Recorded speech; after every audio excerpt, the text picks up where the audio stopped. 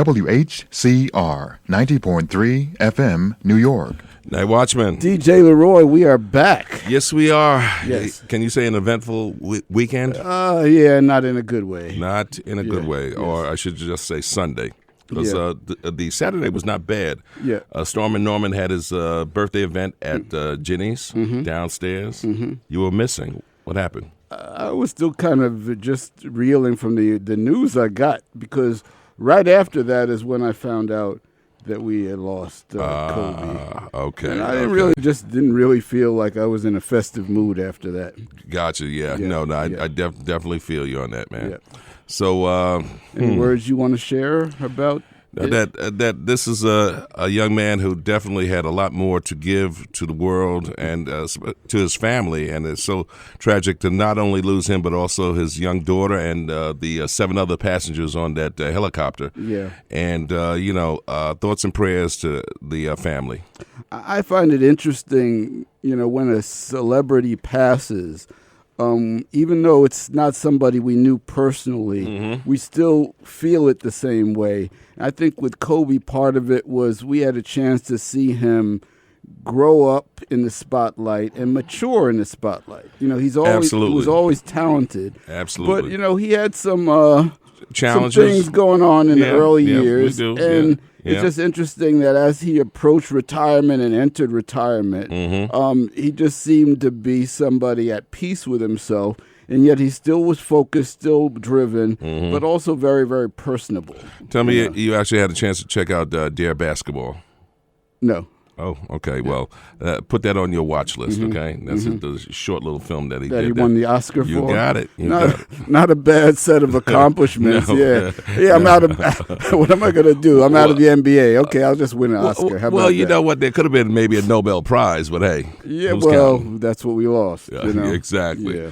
So we got a show tonight. We have a good show. Yes. Oh, as a matter of fact, didn't we miss these folks from last week? Well, yeah, we had to give them both hall passes because one of our guests had to go to the World Economic Forum. Oh, just that little forum? And the other one had to go to the Asia Hemp and Cannabis Investment Seminar in Hong Kong. No. So we brought them back here, right home to Harlem. You signed off on the passes. That's right. So who do we have, man? We have John Gilstrap, the founder and VP of Hudson Hemp. Nice, one of the early hemp cultivators here in New York. Okay. And we have Gia Morón, head of the organization Women Grow. We've had a few of her associates on board. We were actually supposed to get her on the show last year, and somehow it didn't work out. And then I ran into them both in December at the same event. I was like, lightning in a bottle. I got them both together. And unbeknownst to me at the time, but I found out, but they've joined forces. So you know how, like in the Marvel comics, they had Iron Man and then Thor, and then they got together and formed the Avengers? Yes. Well, they got together. They formed the New York Cannabis and Hemp Trade Organization. What? And this is coming right as we go into 2020, where we have a governor who's talking about legalizing. We've got legislative bodies that are talking about getting it done. So it looks like we might get it done. So with that, without further ado, welcome to the Soul Lounge. Welcome, John y'all. And Gia. Thank you so much. Yes. Let's. And you guys actually know each other. I like this, huh? We know each other. I feel like we should do like that power pump. That's it. Right. I mean, let's activate. Make it official. We go together now. Right. Man, oh man. Like peanut butter and jelly. That's right. Except I'm taking on the personality of Storm. Okay. All right. Okay. Very good. Okay. Very good. Good. So, Gia, let's start with you. Can you tell us a little bit about your trip to the World Economic Forum, what you were talking about and what you heard relative to the cannabis industry? So it was really interesting. It's my first time. So I didn't know what to expect. But I did know that I would be attending a couple of cannabis conversations. One of them actually being on the top of a mountain, so that was really fun. Having to take 2 gondolas to the top was really cool. Nice. I told John, I was like, next time I'm skiing in. But so that particular meeting, those were more pitches to investors, right? But these were people from various countries, as well as one of the presenters, I believe, really talked about the climate that was happening in Luxembourg, and they're preparing for medical legalization. So I thought it was really interesting just to hear where they are, especially from country to country. Everyone isn't in the same starting point. Some of them sound very familiar to where we were some years ago. So it's interesting to kind of hear what their journey will be. I think the difference is that they actually have models to follow, whereas the U.S. did not have one, right? So we are sort of setting the trend for what is to come from many of the other countries. So that was really interesting. And the other talk that I attended was a Canna Tech conference, and that was going on through the week. And it was actually interesting, again, just to hear the topics of conversation. I told John, I said, one of my takeaways, and I think because we're always so focused on what's happening here, but getting that global perspective, and I've said it time and time again, that cannabis left the corner like a while ago. It's gone global, right? And so we really have to start paying attention to what's happening overseas. And so one of the topics that were addressed in the discussions was social justice. So here I am. I'm prepared for what we talk about in terms of social justice, right? So I'm ready. I'm like, yeah, let's talk about what's happening to black folks and brown people. But if you're in Luxembourg and you're in any of the other countries, that's not necessarily what they're addressing. And that's not what they're facing in terms of social justice. Their social justice is more geared towards low income, right? So it's poor, right? Without color, it's just poor. And I before I was about to react to it, I actually had to check myself and say, listen, first, because who am I to tell someone that they can or cannot claim social justice, right, in their communities, if I'm not familiar with it. So I actually had to take a step back, and I realized there were a lot of there were a lot of similarities, rather. And so for me, one of the takeaways in terms of learning about social justice globally, right? And those that are low income, who are renting, a place or living in government assisted homes, they cannot consume of any sort, like no smoking. It depends on the country that you're in.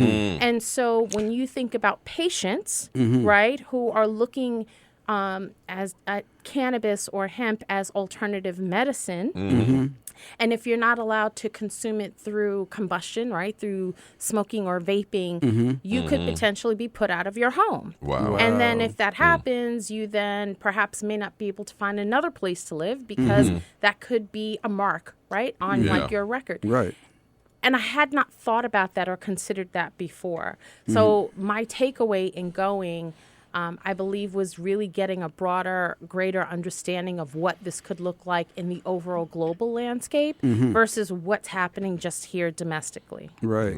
Well, that sounds very familiar with the issues in NYCHA housing. Absolutely. I mean, that's what I mean. There were so many similarities that we see it as just our own challenges here in the U.S., not recognizing, and I'm not saying that Canada doesn't have, or some of the other countries don't. They do. They absolutely do face very similar challenges than we do. But if I were to look at predominantly white European countries, and if I hear you mention social justice, I'm thinking you're talking about what we're faced with, but that's not necessarily the case. For them, it's strictly and it's economics. not to say that they don't have people of color at all, right? And that they're not lumped into that. They just don't tend to separate it out. Wow. So we know that social justice is talked about in a lot of these conferences, but we also know that economics are driving the conference. So, John, tell us a little bit about your trip. Right. Well, thanks for having me. It was my first time in Hong Kong. I've been to Asia before for sort of recreational stuff, but I was asked to speak to a group of Asian investors and government officials about the state of affairs of the cannabis industry in the U.S., with particularly focused on market research and our experience as a hemp producer, CBD producer, over here. And it was pretty interesting affair. A lot of folks turned out from a lot of the Pacific Rim countries, Australia, Singapore, definitely a lot of people from China, Thailand, and so forth. What I learned there was that there's a global marketplace for product outside the U.S. Particularly, these folks are interested in American brands and U.S. brands. I mean, the U.S., and Gia and I talked about this before, we're kind of way ahead of a lot of folks. Okay, China's been producing hemp, growing hemp for a long time. But as far as developing a commercial marketplace, we're pretty far along. I mean, there are a couple of provinces that are growing CBD and are also processing it, but they're very tightly controlled by the government of China. So it's very difficult to expand there as an entrepreneur, yet the demand for CBD products is pretty high. It's just that you can't have any THC whatsoever in it. So not even the percentage, below the legal limits here. You're talking about like it has to be unmeasurable, basically? Unmeasurable, undetectable, non-existent. Otherwise, you'll end up in a gulag somewhere. Wow. bringing the product in. So, with that said, there's such a demand. I mean, the addressable market over there is tens and tens of millions of people. Not enough products. So therefore, they're looking for the U.S. to come over and supply the product. So that's one thing I learned. There's an appetite over there for U.S. brands, and to the extent that you can build a little fire here and a brand here, and you meet the qualifications, technically, there's a market there, and I've made some great relationships on the distribution side and on the government official side, so that can be facilitated. And so from there, I hopped over to the UK. I may as well, since I'm way out there, I may as well take care of it all. Take the long way I get home, back. yeah. I find the UK also has a big demand, and the EU for products, but a little more problematic getting in and busting into the market, because the UK has an act or a law called the Novel Foods Act, and any food that's consumed prior to 1997, you're good. There's no compliance issues. But any new food that's been introduced after 1997, they consider hemp to be a new food, although that's been being consumed for like thousands of years. You have to apply for this strict licensing, and that licensing compliance could cost up to £1 million. So wow, it's very difficult to break in the market. However, if you are a cosmetics provider of CBD cosmetics, non-ingestibles, you have a pretty good opportunity to develop a business over there in the UK, and there's some very interested distribution channels there as well, looking for U.S. product to go into the UK. And if you're good in the UK, you're good in the EU, but it doesn't work the other way around. Wow. Interesting. So now you guys are both back in New York. Tell us a little bit about the New York Cannabis and Hemp Trade Organization and what you two were thinking about in terms of the mission for this new organization. Why don't you start, John? Well, Why don't we tell them where it all stemmed from? Right, it stemmed from many forces. So, last time around, I think we were in the States with regard to legalization of cannabis. I think we were close. We were, yes. I think one of the challenges last year of getting it over the hump was that there were so many disparate factions, pushing for legalization, different ideas, different strategies, and they were bombarding the governor's office and the legislature with these ideas.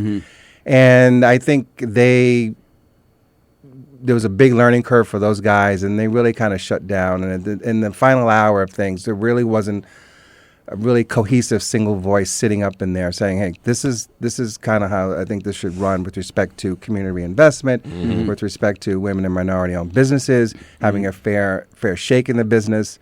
So it really just lost steam toward the end. I think this time around, we see there's an opportunity to bring together a coalition of various groups, various stakeholders or people who are relevant to the industry to get legalization over the finish line. And these are small businesses, medium-sized businesses, even large businesses that we feel that should come to this coalition. all different colors and stripes. And so we're trying to galvanize that coalition to come up with some good ideas and some smart regulations that would ensure that women and minority-owned businesses have a good position in a even playing field this time around. Mm-hmm. So that's how the genesis of this came about. Mm-hmm. We have to give credit, though, to Drug Policy Alliance. Oh, absolutely. Because a lot of this conversation really came out of one of the subcommittees that we were a part of. Mm-hmm. And just the more that we began talking about it and working on it, we really started to see where this particular demographic we felt, at least John and I felt, we wanted to address. There are a number of trade associations that are being formed right now, and I don't believe that they would be flooding the market. I think that we are in a very unique way of being both male, female, and both people of color, and both very passionate about making sure that women and minorities have a fair opportunity in this industry. And the fact that John said, the one thing that, in order for me to come on, I was like, it's got to be small to mid-sized businesses. Not necessarily the startups per se, but what we're looking for are companies that are currently operating in this space. But there's a struggle yet for deal flow, for opportunities. There are businesses that are looking at this industry and would like to expand their model into it. And here's a great way for them to do that. If they have proven track record of being a successful business, that's exactly what we want in this industry. But we are looking for women-owned and minority-owned businesses who would become a part of this organization. I know you initially said that the business is global now, right? And with a lot of people who look like us, not really, at least in the early stages. Do you see hope for, let's say, when New York comes online, of us being able to get into it, this late stage? So the answer is yes and no, right? And so I think when it comes to the plant touching side, if you don't have that access to capital, it's a struggle. It's going to be difficult. And I think many people need to be very realistic about that. Now, what's in the budget now, right? So the governor dropped his budget, what was it, last Tuesday? The 20th or something? The 21st? 21st, yeah. I don't know, you global guy. Where were you in the world? But so if anyone wants to take a look at it, it is on the governor's website. And it's about 86 pages of information in regards to the industry. Okay. And so there is, I believe there's a mention of the micro licenses, right? I believe. I didn't. John, haven't had a chance to dig too deep in it, but I Listen, know let me tell you something. it's in there. It's in there. It was my intent to have read that budget before this show, so I could talk on it. I actually did. So you guys were overseas last week. I printed it out. You have more of an excuse. No. But I did. I read it the moment that it came out. I didn't change my time there because it was important to stay on U.S. time. Right. So there are a number of opportunities. So to your point, it's not like there aren't, but we got to make sure that this bill passes, right? For those opportunities to be available to people that do look like us, right? But then even when that opportunity is presented, those individuals need to be prepared for whatever capital that is required for those businesses to operate. Now, it's still unclear in terms of micro licensing and in terms of, and John's more familiar with like the farmers, right? So the smaller size farms, right, if they would have that opportunity. But for those who are looking at the bigger licenses, listen, realistically, unless you got that 25 mil or more. That's the number we're looking at, huh? So give me micro. What type of number we're looking at?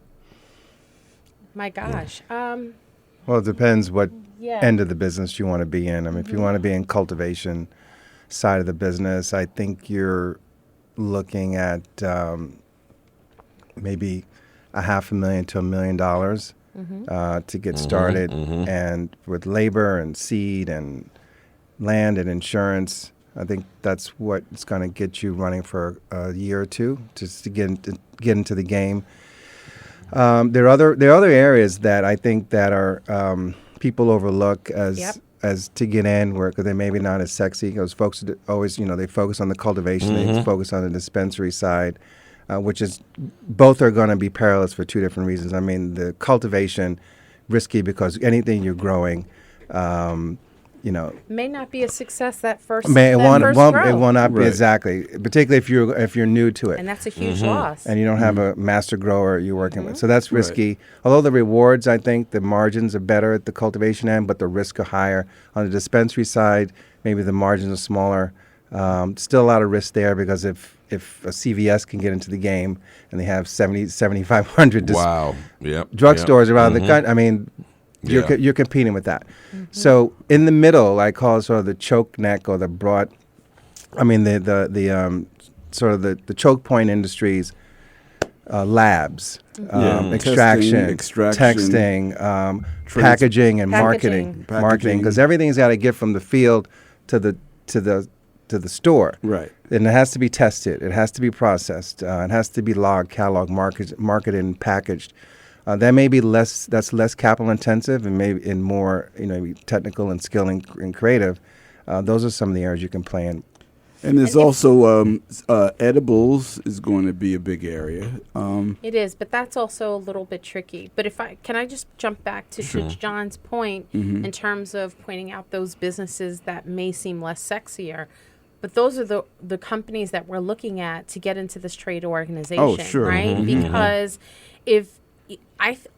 it brings me back to supplier diversity, right? And so if you are a packaging company and you are looking to expand your business into hemp or cannabis, that's a great way to have, present that opportunity to a business owner. So it may not be growing or a dispensary, but we all need packaging in this space. Well, even lighting. If you're a lighting expert, I mean, lighting is huge. It's a huge when you're growing indoors. I mean, one light out, for example, can ruin a whole room, and therefore your return is down the tube. So not only that, HVAC, right? HVAC, irrigation, and plumbing. If you are I forget the word, bug specialist, entomologist, I think it is. There's a demand for that. Inspectors. So it's a lot of opportunity. I think the thing is for those who are not walking into it with 7, 8, and 9 figure capital, it's still about creativity. Because one of the things that I think is interesting is that some of the big boys who have come into the space are already stumbling. MedMen are having their problems. Canopy Growth are having their problems. So having the money doesn't mean it works either. Yeah, no, I agree. They're all stumbling. One of the issues that they're having, there are many instances where there are financial service Wall Street guys trying to get into the business, right? And when it was time to really understand the grow process, the regulatory process, finding the right talent, they really missed the mark on it. And began to stumble. Our farm, we grow 70 acres of industrial hemp now, or essentially cannabis. I think we grow maybe twice as much as any of those guys. Their valuations are higher. Wow. Maybe we're doing something wrong. I don't know. But there's a lot of goodwill and a lot of fluff there. And when you dig down really deep, they're not really growing much. They're not really controlling much, and they're just trying to buy revenue. And it's been difficult for them to manage. Right. But I do want to go back and give our organization a plug, a coalition, because if you're one of those folks who are aspiring to get one of those licenses for research or lab or cultivation, our trade group is a good place to meet folks who know how to do this, who maybe have access to capital. So you're getting into a network that could be very helpful to you to get in. And we want to encourage that service, right? We don't want it to fall to a dead end, right? And so what excites me about this is that we're not asking permission, right? We saw our need. And we believe that there's a need in the industry for this here in New York State. We'd love to see the services provided by the very same people in the state. So let's keep the economic flow in state, right? Not someone from the outside coming in. Now, let's hear a little bit about your personal journeys. As far as I know, you guys didn't grow up cultivating hemp. You didn't go to agricultural schools. You have some corporate background. What led you down, Gia, let's start with you. What led you down this path? I am proud to say I finally own 4 succulent plants. All right. Okay. And I say that to say I couldn't grow a thing. But so, one, I have to say that I am the daughter of a New York City retired, now passed, New York City police detective. So I grew up in a household where this was frowned upon, right? I was told not to do this, and it's wrong, and what have you. But I think through work experience, you live and you learn. I did work on Wall Street, so I did learn a lot there, especially in terms of looking at forecasts. And after leaving Wall Street, started my own PR, business development, and branding company, which I still have. And I expanded to cover the cannabis industry in 2015. So I have clients outside of the industry as well as within the industry, and have an amazing team that works with me on GVM Communications. And so it was in 2015 that I discovered Women Grow, which I'm the president of that. But that's when I realized, wow, this is an industry that, I noticed it beforehand, but I'd say I jumped in 2015. But that's when I realized, this is real. Like, this isn't a trend. I believe that this will be around for quite some time. I'm really intrigued, honestly, more with hemp, because I think that there's so much more that comes from that. But yeah, having just the corporate background, from financial services, from corporate television, entertainment, I realized that they all play a role in what we're doing today.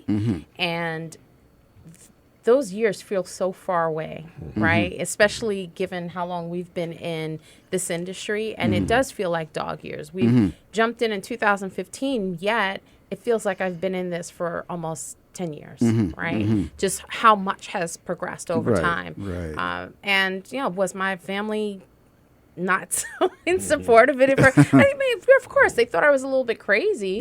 But, I have to tell people that, those that slip into my DMs are definitely not asking me out on a date, but they're asking me, okay, what should I be investing in? What should I do? And, tell me more about how to get into the industry. So that tells me that people's awareness have changed over time, and that everything that I've done thus far at least has helped prepare me for this industry. So I'd say that to anyone, that whatever you're currently doing, even this radio show, provides a platform of education for anyone. So could you pivot and focus on cannabis and hemp? Yeah, absolutely you could. So now tell us a little bit more about Women Grow. Women Grow. Women Grow is the largest professional network for women in the cannabis industry.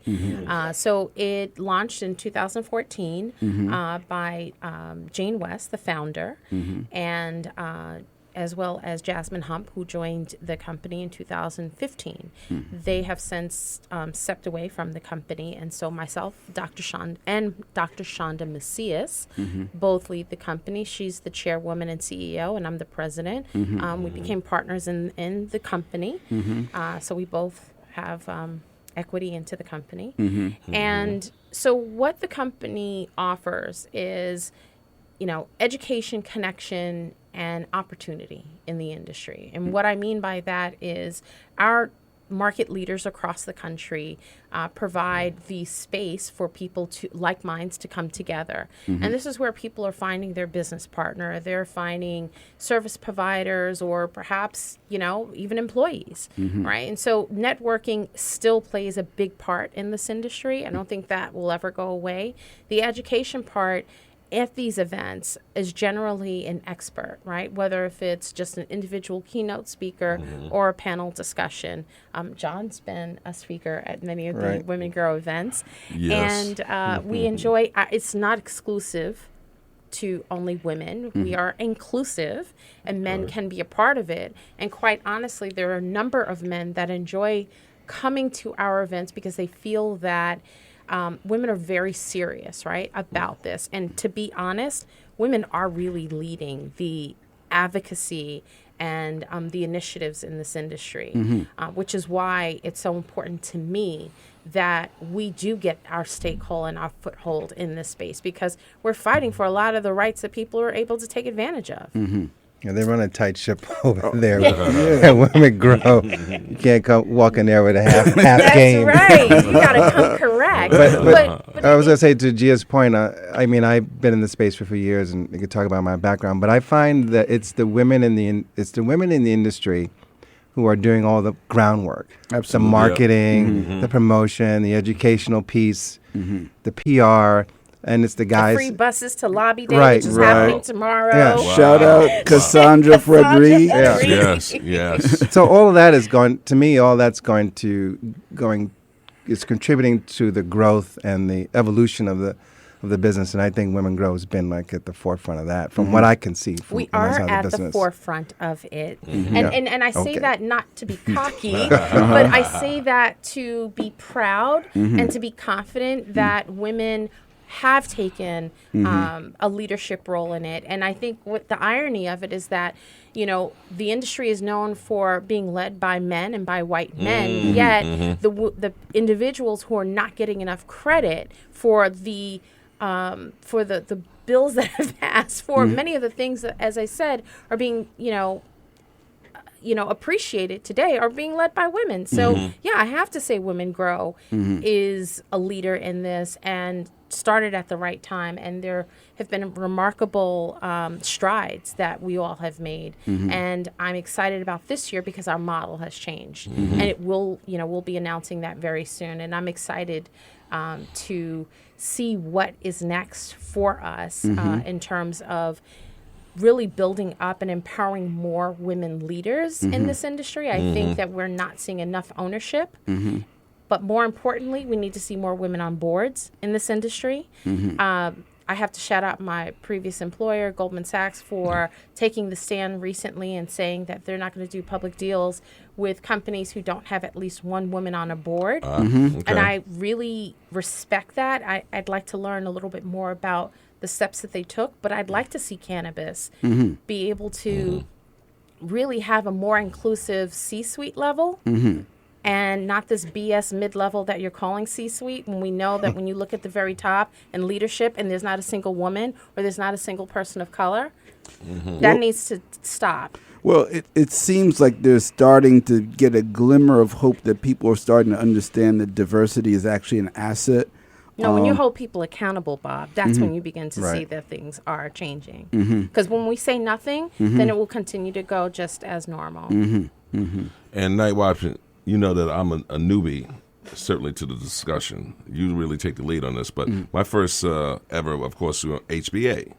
Right. And that's actually when I then contacted you, and I know Damien. Damien but I Fagan, had no experience at all in terms of knowing what the whole discussion was, except knowing, hearing code words, equity, and knowing that on the governance side that it was eventually going to pass, which was, we're still waiting for that part. Well, the thing is that there's been a lot of wrangling to make sure that the right bill gets passed. And I think that's still what's going on, is that, there have been a lot of drafts that have passed. I've seen a lot of interesting things that was in the drafts last year that I'm not seeing now. So, but that's how politics are, as you well know. It's a horse trading game, and there's a lot of interests that need to be satisfied, and we want our advocates and electeds to get the best deal we can. But what they're doing is so important because, okay, once the bill is passed, if we don't have a ramp to actually have businesses come on board and be prepared to do business, because as she said, the Goldman Sachs of the world, all the investment community understand how big an opportunity this is from an economic standpoint. That's why, both of them have been traveling across the world because it's already in motion and capital is moving in the direction of companies. Can we have companies that are ready to take that capital? I think on that point, money is always the the bottom line here. line. Right. We're all interested in social justice and social equity, But but money is what most people are thinking about. And I think that was a big stumbling block last time around. Where's the tax revenue going to go? Is it going to be reinvested in black and brown communities or communities that were disproportionately impacted by the war on drugs? And I think, there wasn't a really strong argument or economic case made to the folks that be like, this is where the money should go. It should go to bridges and tunnels, or it should go back into funds that help. There was that rumor about the MTA, Right. right? Yeah. But we've seen that in other states, right? Yeah. Where the reinvestment didn't go back into the communities that were most harmed. Right. And it actually went to more affluent neighborhoods that already had great schools and great roads. They just made it prettier and shinier. Right. But that's not, this is, this industry has been built on the backs of black and brown people. That's no secret. But to not reinvest, right? Like there are states that are doing their best in terms of expungement, but that's not enough. We have to keep going, and that's what John was starting to say. Yeah, Well- there was, and then there are communities like Harlem and Bed-Stuy, which have been disproportionately impacted. But those are communities that are now gentrified. So you even have to be more vigilant, because where's that money going to go? In those communities, they have to go to actually the black and brown people in those communities. So there's a lot of Deeper in Brooklyn. It's got Further. further. And you know why I say that? Because I almost got into this Twitter rant the other day, and sometimes I have to check myself on that. But, someone called me out in terms of being from Brooklyn and how Brooklyn has changed.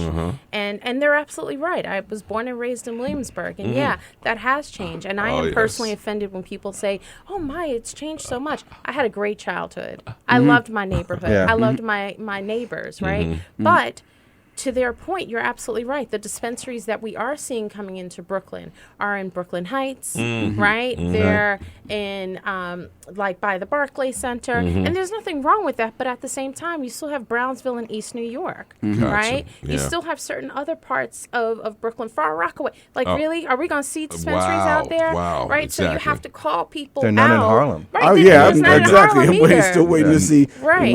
one in Harlem. Yeah. There's one in the Bronx. Bronx, The right. whole Bronx, 3 million people. Yeah. One dispensary. Are you kidding Cannabis, me? yeah. And this is Yes. supposed to be for medical cannabis. So this becomes another issue of social justice that doesn't get talked about, is that this industry is being driven by the medical uses of this plant. And so obviously the first wave of legalization was for medical, but there didn't seem to be an impetus to actually make sure that the medicine could actually get to the people who needed to use it. So even to that point, because we're talking very much about downstate, right? But I think this is why I'm excited about our association, is that it's not just for New York City, but for New York State. Okay. So there are impoverished communities Absolutely. upstate New that's York, right. That's right. that Sure. are often forgotten about. Right. As well as there are black farmers and Right. Latino farmers and Right. women-owned farms that are not, at this point, getting that entryway into this industry. And so they can't be forgotten about. And although we're from New York City, we're still people of color. We're still minorities. We still recognize the struggle is real. And so in order to get that, the development, the cultivation, we've got to look at our communities that are upstate that would very much like to be a part of this. Yeah, You too. I have a question from one of our listeners, Mr. Glenn Gilliam. Shout out to him. You know Glenn too? classmate. Oh, Lord. Anyway, here we go. You know my peoples are I always see in that. this. I see this. Go green. So are you operating in other cities, quote unquote, like Chicago? And also, how far away are we from federal laws being changed for banking purposes? Take it. Well, on the last point, I think there's a couple of proposals in front of the Senate now, the SAFE Act and the MORE Act. I believe, you correct me if I'm wrong, but the SAFE Act passed in the House, and I think it's on its way to the Senate. And the SAFE Act will allow banks to do business with cannabis companies, even plant touching companies in the legal cannabis space. Right, right. And that's a big stumbling block now for again for these small and medium sized businesses who cannot get a credit card. You know, their Shopify accounts get taken down, and then they're dealing with all this cash, which is dealing with the cash, security risk, right? But I think, you know, so there's impetus to get that done in Congress. You know, to be honest, largely because I think banks recognize this is a $50 billion industry, and maybe we can get our hands on it. Right. So they want to figure that out pretty quickly. So I think some of the banking stuff will clear up pretty soon. Currently, you can do banking with state-chartered banks, credit unions, community banks. That's who we use now for our business. You know, there's quite a few of those around New York State. But and that's more for those plant touching businesses. The ancillary businesses, it depends on what it is, right? So, but still, if you do a CBD, I mean, you're just a CBD, and we still get, you know, have to hop around to different stuff. Right. So I meant ancillary in terms of like if you're like a law firm or accounting, like you can still have a bank account. And I know that when I expanded my business, right, because I am considered an ancillary with GVM Communications, I had to be very conscious about that as well, right? Because my bank looked at me and I had to educate my banker about what it is that I do and that I do not come in contact with the actual plan on a day-to-day basis. As far as the geography goes, our association is in New York right now. New York first. New York first. But we do have network relationship in most of the big cities, including Illinois, Detroit, L.A. And now Hong Kong. Take it UK. No, Guangzhou, please. Next door. All right, okay. And all right. But I think the point, London. honestly, was really to start New York first. This is our home. Right. This is where we've been born and raised. And then I think many of the MSOs, those are the multi-state operators, they get these licenses and they're growing really quickly. And I'd like to be very careful about getting our model done right first before expanding and then trying to replicate something that perhaps isn't quite functioning fully well. And when I say the multi-state operators aren't doing it well, I don't want to point fingers at anyone, but I do believe that growing too fast is sometimes an issue. So I think for what we're looking to do, and that's not just the multi-state operators. I can even say that from Women Grow. We had that problem of growing our business too quickly, too fast. I think taking our time with it. Here. Right? Yeah. I mean, I think any business faces that. So I don't want to just point it on one. I think that the mindset from a lot of those multi-state operators was the same as kind of the Silicon Valley mindset. Let's raise 100 million plus, and let's try to, grab and dominate the market. And I think that's what they're finding is that it's just not that easy. It's not as simple as you can't just throw money at this. There's a learning curve in terms of how to cultivate and produce. There's a learning curve in terms of what the products and what the demand will be, because we're not even at the point where we know all of what the products are going to be. We have a populace who in 2019 just started to learn about what is CBD. There's a whole shelf full of other cannabinoids that nobody's ever heard of yet, that in the next 2 to 5 years, some of those will become as much household names as CBD. So, and then they have that focus. It's either max out the THC or max out the CBD.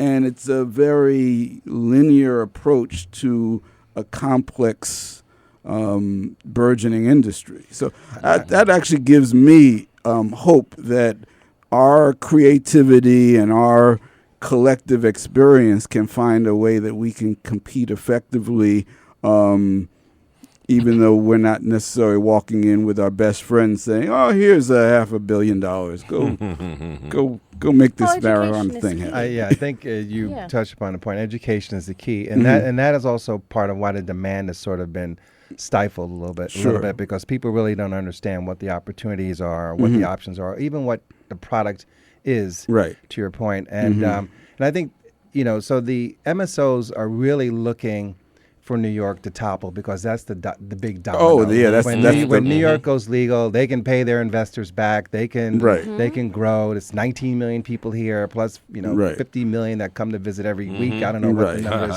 for and the for number medical one tourism. consuming city. Number one consuming city, but it's also considered the financial capital. Right. And so when you look at New York, I'm sorry to cut you off, partner. He's so used to me being bossy. I'm not bossy. You two work together. I'm confident. I'm Kobe. You see? That's right. That's it. When I put the promo graphic together, they look like an anchor couple. It look like they could do the morning news. He's like a business husband, but no, he totally gets me though. John Gilstrap and Gia Morón in the morning. Well, I got to know, Gia, because you said in your travels that, let's say, when you go to the, let's say, majority white countries, you notice it's no longer really about color, more about economics in terms of it's always about color, brother. Let's not get that Go ahead. No, it is always about color. Okay. But what, if you look at the United States, so if we're looking at the population of black and brown people who have been most impacted, yes, then we're majority looking at color. But if you're looking at some of the other countries who are looking to go legal and the population of black and brown people are less, then they're grouped into just that lower economic. Right. Lower economic. Okay. But no, it is. Let's not get it. Okay. I am not delusional. Then tell me this too. In terms of, let's say, majority, let's say, urban areas that have already gone legal, are there any best practices? Any, let's say, yes, we'd like to maybe replicate that, but tweak it here or there? Are there any of those particular states that have gone legal? I think a lot of people are looking at but John, I see his frown. He's like, no, none? Well, no, I think there are programs in place, but it hasn't really popped off like it had hoped, because I think it all is access to capital again. The minority and women-owned businesses in California can partner with majority firms to get a business off the ground, but the way the deal is structured, there's no parity there, so the majority firm can get started and doesn't have to drag along the minority firm. So the black firm is waiting to get capital to move forward. I mean, there's all kinds of there's just bad structure. But is this question though? Has any state? Is that your question? Yeah, any state that you said looked at this? Okay, they almost get it, and I hear John in terms of maybe they put a program in place, but in terms of execution, maybe not. Massachusetts. No, Massachusetts. But but on that one, no one showed up.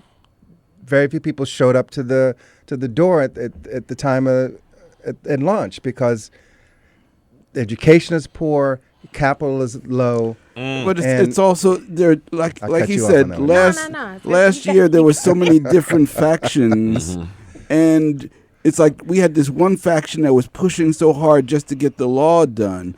But what you guys are doing, that piece wasn't there.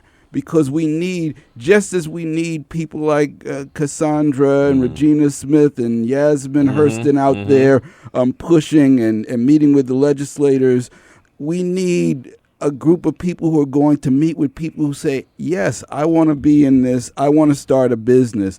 What can you share with me? What are the pitfalls? What are the landmines I need to step out of? And that's one of the reasons why I was like, okay, I got to have you guys as our first cannabis show of the year. Yeah, and we work with all those three. Of course, they're integral to the whole piece. But you do need the economic business development component as well as the social equity justice criminalization.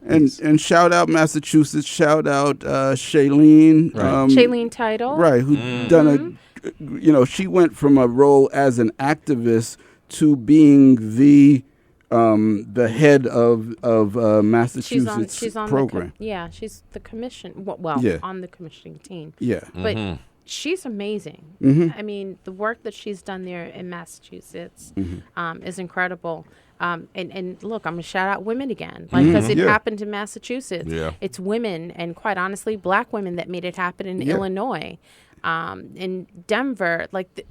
When we think about, not Denver, but Colorado, when you think about from state to state, there are a lot of amazing women that made that happen. But I think, to your point earlier, I don't think anyone's gotten it exactly right. But I think it's unfair for someone to say someone's got it exactly right when you've never had a model to follow in the first place. Right. But I think that we do have to keep working at the takeaways of who's doing something right, how can we tweak, and that's where I think New York has a unique opportunity to really look at what's been done and what we can change differently. I know in the budget there's the talk about what the marijuana commission, right? Yes. Office of Cannabis. Office of Cannabis. Thank you. Yeah. So that's in the budget this time around. It wasn't mentioned the last time around. But I do think it's important that we continue to look at what states are doing well and where we can improve. And I think New York is in a unique place. But in addition to that, the tri-state area really is in a unique way that perhaps we can set the tone for the rest of the country. This is really going to be, it's really difficult. I think it can get done, because what we're really doing, we're trying to take a culture and turn it into an industry, right? Yeah. And that culture is different in every state, depending on the demographics, whether it's agrarian or urban. New York has a good slice of both. Colorado, I'm not really sure what was going on there. But to try to turn just something it's been a culture, it's just been a way of life, and make it into a commercial operation, it's just a difficult thing. And once again, who's controlling that narrative there? It's going to be really important how that industry shapes or evolves or emerges from a culture. And I think that's probably part of the great example. Going from a culture to, because cannabis, hemp, they're commodities, right? But really, it's a culture. But it's just been operating underneath the ground, the legacy market. People have been growing and distributing. And it's been a way of life for a lot of people. Black people, urban, upstate, rural. And now we want to turn that into an industry. That's fraught with a lot of challenges. But that also brings me back to your point about upstate. I wanted to make. I think this is a big economic stimulus opportunity for the state, and for particularly upstate. A lot of dairy farms are failing. A lot of farms are failing, and this could be a rotation into something a little bit more high value crop and product. But the key is, and this is something we have to look at in the CRTA too, how can we strengthen upstate, downstate links, right? Yes. So your black farmer, why not can your black farmer upstate grow it and supply your black dispensary in New York City? But that's exactly what I was and you saying. get that, and you get that two-way traffic. That's been happening on an informal basis now. From the legacy market. From the legacy market. Right. And so the black distributors plugs been taking all the risk. So, but how do we formalize that? But give the guys upstate a big boost, let them grow, and then link it to the black and brown folks downstate. Right. It's we're in such a unique way that we keep this economic development, not only just in terms of the business flow, the education, right, at every level, and then the hiring within, you're educating the people so that hopefully they're either starting their businesses in state or you're hiring them to run your businesses. So we really could, and make sure that they are diverse and inclusive, right? Not just in terms of race and gender, but also in terms of, as you said, like creating that bridge from upstate to downstate. Answer me this. I remember in one of the early forums that I attended at HBA was made mention that one of the big pushbacks in the black community has been, let's say, the black church. What have you guys found? On March 21st. Funny you say that. On March 21st. Well played. Love this. When are you having us back? Maybe come March back? 22nd. That's right. So last year, February 23rd, John was actually one of the speakers, but Women Grow partnered with Emmanuel Baptist Church in Brooklyn to host the first ever cannabis summit in the United States. Wow. So that was the first church to actually host a full day summit, which ran from 9 in the morning until 4 p.m. Wow. We had AG Tish James there. We had Congressman Hakeem Jeffries there. We had Brooklyn DA Eric Gonzalez, which is a former classmate of mine. We grew up in the same neighborhood. So it was an amazing day. It was a free event. We had 60 speakers who came from all over the country, and the majority of them were black and brown. But we wanted to make sure that people in the community really put faces to this industry, right? Ones that look like us, right? So that it can help in terms of really getting their awareness and mindset as to what this looks like, right, going forward. And so we had an amazing event last year. We will be holding it again this year on March 21st back at Emmanuel Baptist Church. And the focus is really on the tri-state area. I think this time it's key that we really are bringing people up to speed and up to date as to what's happening in New York, New Jersey, and Connecticut. And what did I say that right? Connecticut. Yeah, Connecticut. And John Gilstrap will be there. All right. Dropping his knowledge. Dropping dimes. Okay. Not literally. Sorry, folks. That's right. Don't do that to the church. So we have to start wrapping up. So I want to ask if you guys could share where people can get more information about the New York Cannabis and Hemp Trade Organization. Well, we do have a newly constructed website, but it's morphing. But you can go to www.nychto.com. Okay. Okay. And then you can Leave your information. Leave your information there, and then we'll update you as things progress. You have an Instagram page, right? And an Instagram page as well at NYCHTORG, NYCTORG. NYCTORG. All right. I know Gia's like, listen, we gotta figure out something to do Yes, with this name. yes. But It I bet sounds you know. like NYCHA. But Yeah. but that's and we can give you the information you can put up on your website too. But Okay. for the show, but yeah. Women Grow, if people want to learn more about Women Grow. Oh, yes, please. Follow us on all social media platforms at Women Grow, or visit the website, which we'll soon be launching a new one, but it still makes sense to sign up for the newsletter. So visit womengrow.com. I also, are you on social media, John? I am, but don't publish it. I'm on Instagram, LinkedIn. I look and I lurk. You creeper.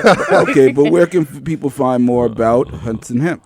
Yeah. Hudson Hemp, you can find information about us at our website, www.hudsonhemp.com. I'm on Instagram at John J. Gilstrap, and awaken.space is another one. And, LinkedIn. And I would honestly say the reason why I asked is oftentimes people want this information and they want it, like, how do I get it? And it's a daily question. I encourage people to please follow us on social media because we do share a lot of information there because we're not always able to respond to all of the questions. So definitely to follow at Gia, GIA _VM. I definitely use Instagram and Twitter and Facebook just for those purposes of sharing content. Great. Well, we appreciate all you've done and appreciate all the women at Women Grow. We appreciate John and just all the people who have been in the space, who have been behind the scenes toiling to make sure that when we do get this in, we not only can have something that we can work with, but helping people on that on-ramp, because we do see some tremendous opportunity for us here in New York. Are we allowed to give shout-outs? Yes, give a shout out. Go ahead, yo. Shout out to CCA, MCBA, M for MM, Hi Mi Madre, DPA, Normal NYC. Who else am I missing? New York Cannabis Growers and Processors Association, New York Small Pharma, stylehouse.com. Cannaclusive. Black Urban Gardeners, Harlem Business Alliance. Absolutely. New York Minority Alliance. Yes. Night Watchman. We are out. We're out of here. Thank you, guys. Thank you, so guys. much, guys. Excellent. And yes, you will be back on the show. All right. Soul Lounge Primetime. Get ready for the Harlem Dance Party.